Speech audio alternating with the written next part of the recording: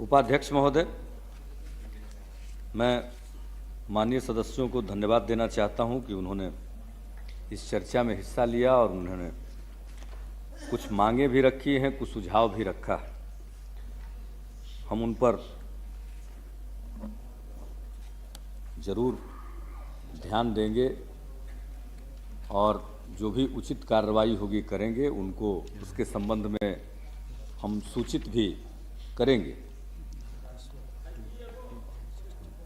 There is will, there is railway.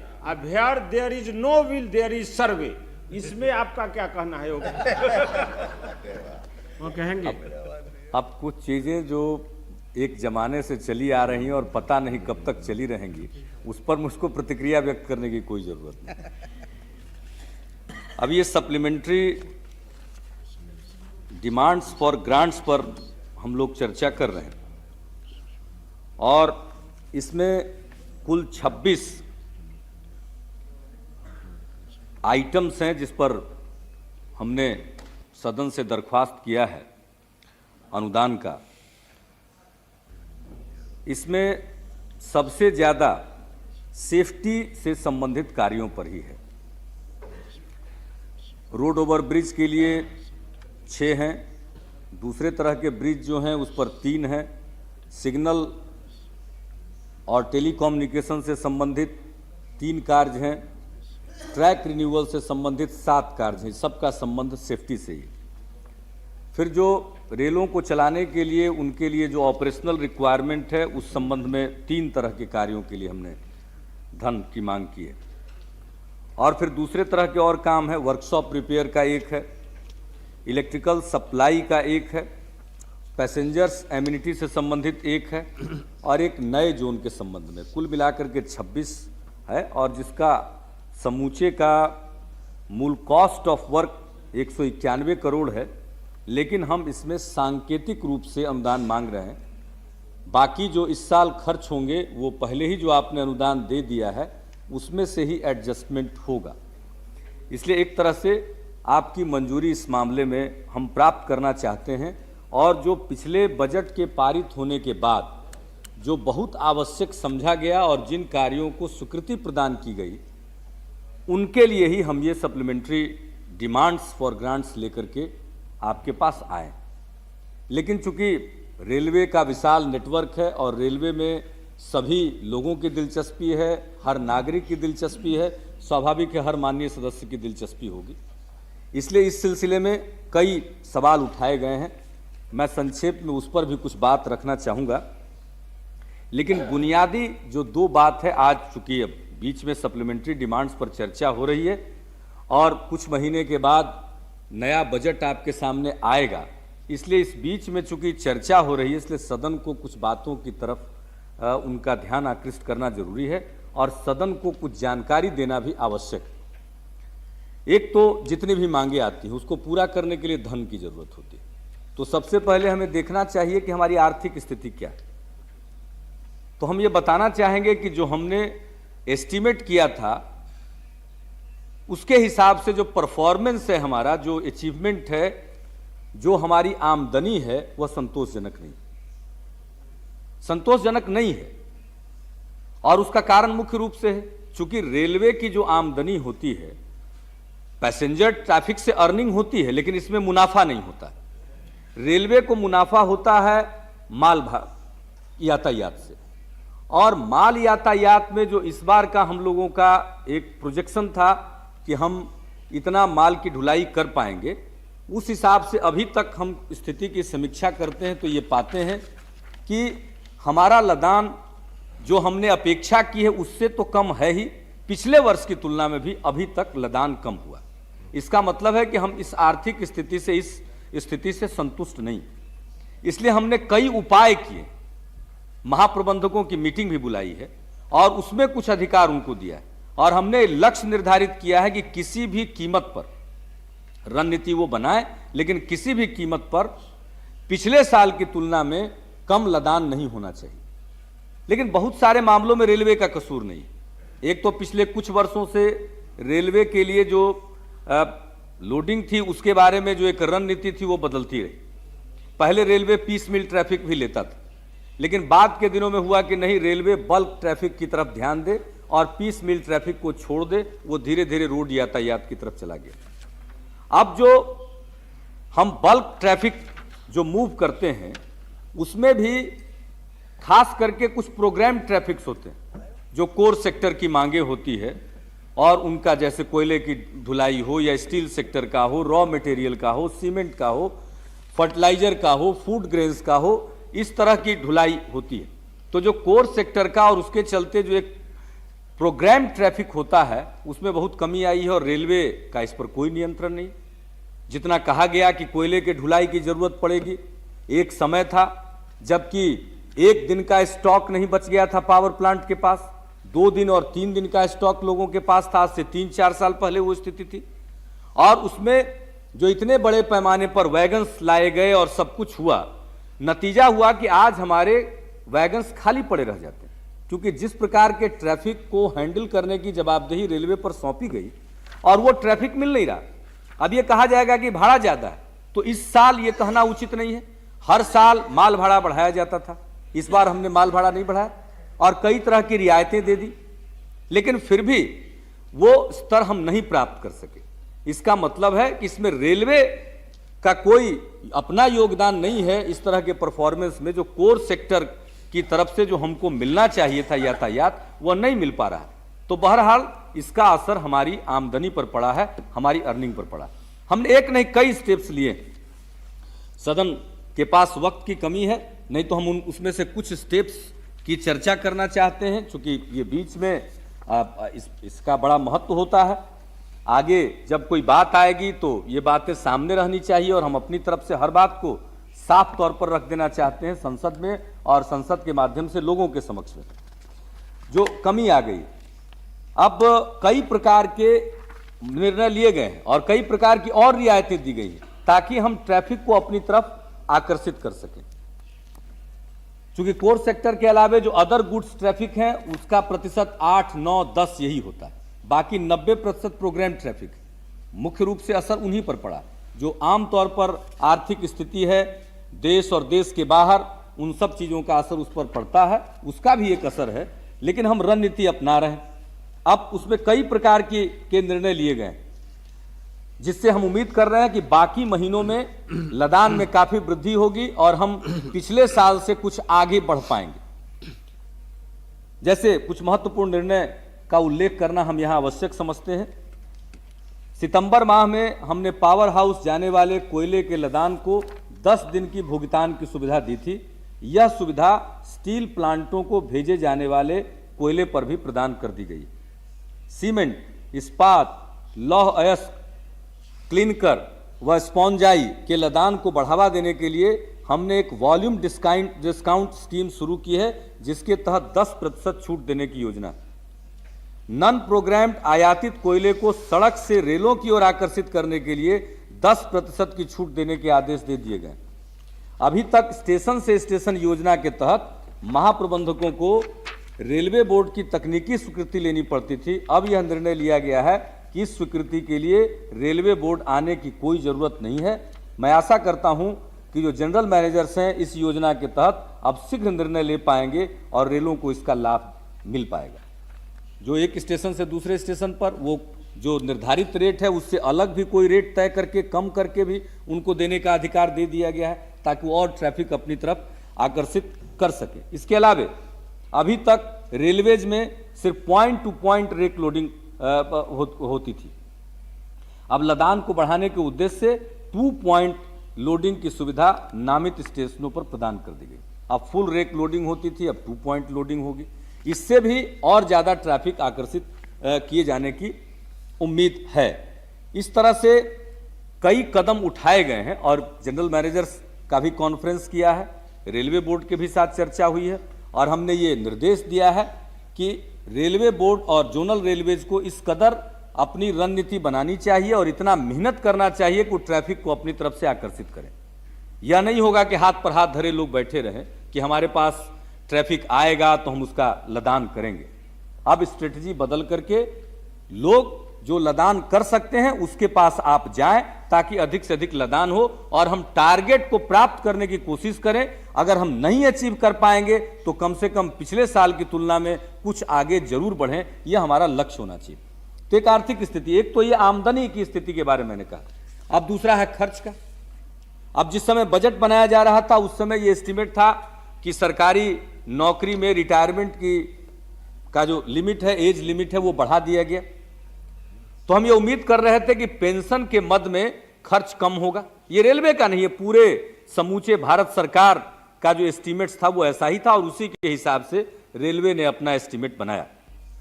लेकिन बाद में मालूम हुआ कि पेंशन वेतन आयोग ने कई तरह के जो रिवीजन किए हैं, तो उनके रिवीजन पिटीशंस इसी बार बहुत ज्यादा आ रहे हैं। हम लोगों ने जितनी उम्मीद की थी उससे ज्यादा रिवीजन पिटीशंस आ रहे हैं। नतीजा है कि यह उम्मीद की जा रही है कि इस मद में जितना हमने प्रावधान किया था उससे 1200 करोड़ रुपए ज्यादा खर्च होंगे। तो एक तरफ तो खर्च बढ़ेगा, दूसरी तरफ आमदनी जितनी होनी चाहिए उतनी आमदनी नहीं हो रही है। तो कुल मिलाकर के जो आर्थिक स्थिति है वो आपके सामने मैंने रख दिया। तो इसका असर सब चीजों पर पड़ेगा। इसका असर हर जगह पर पड़ना है। इसका असर जो योजनाएं हैं उस पर भी पड़ सकती हैं।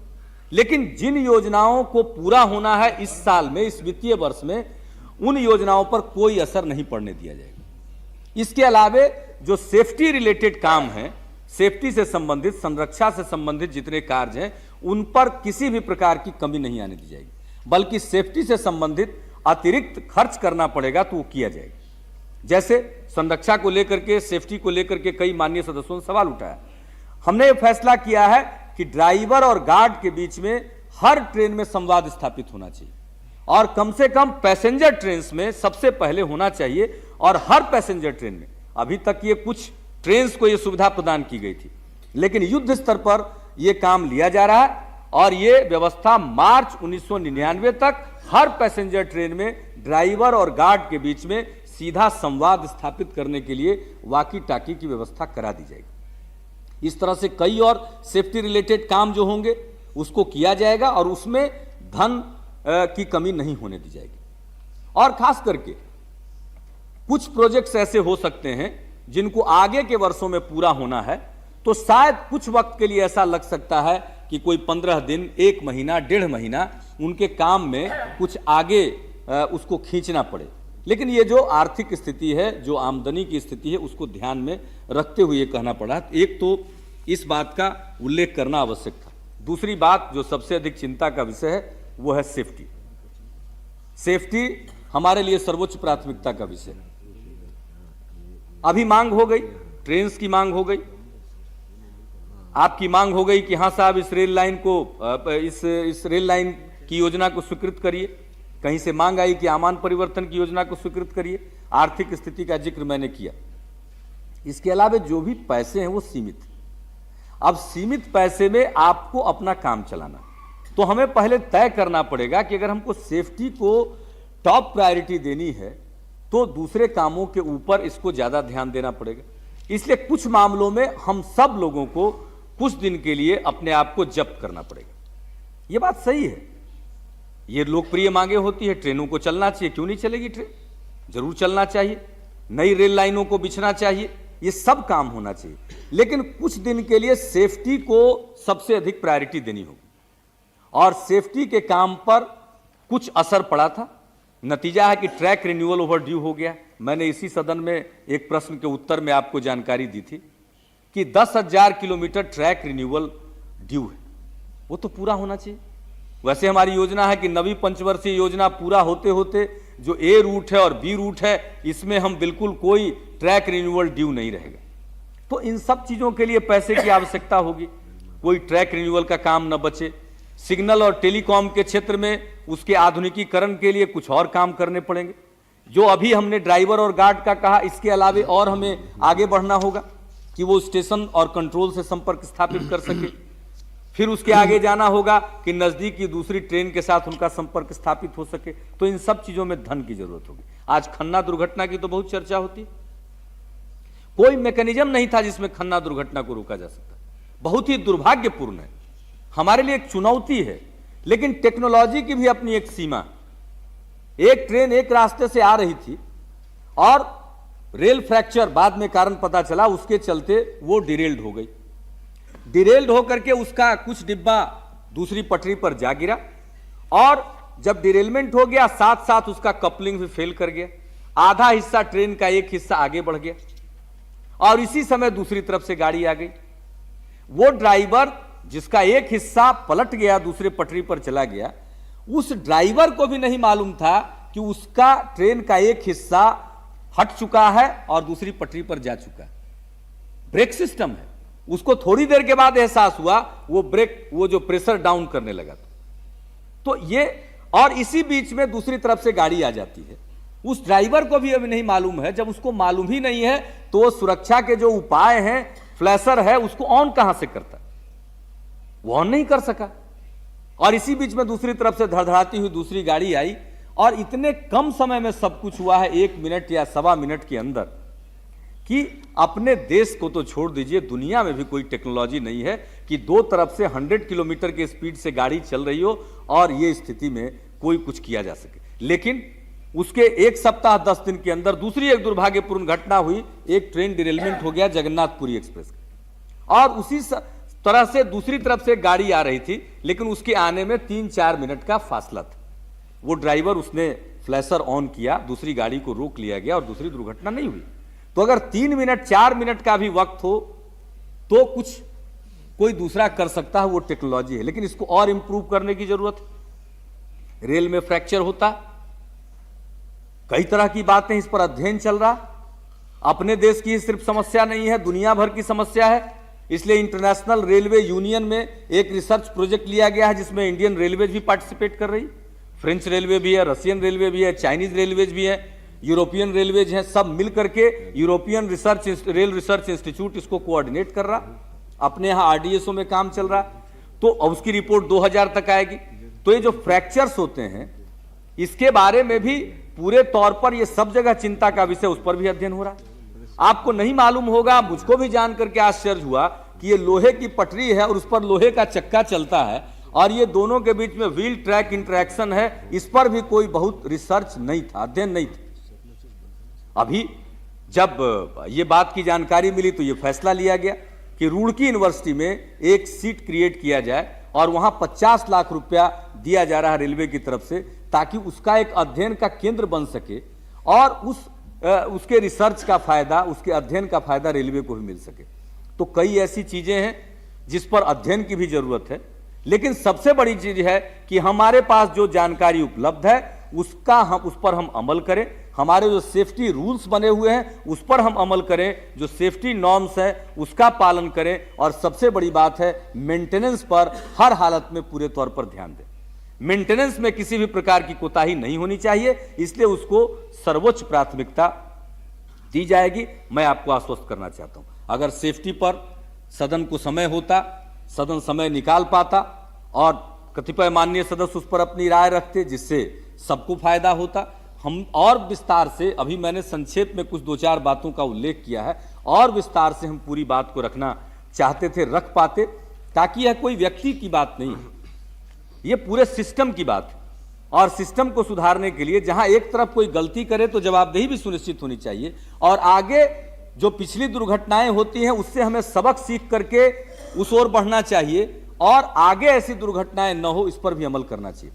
आपको मालूम है सेफ्टी के लिए पहले 3 कमेटियां बनी थी, उसकी रिपोर्ट आई, उस पर कुछ अमल भी हुआ।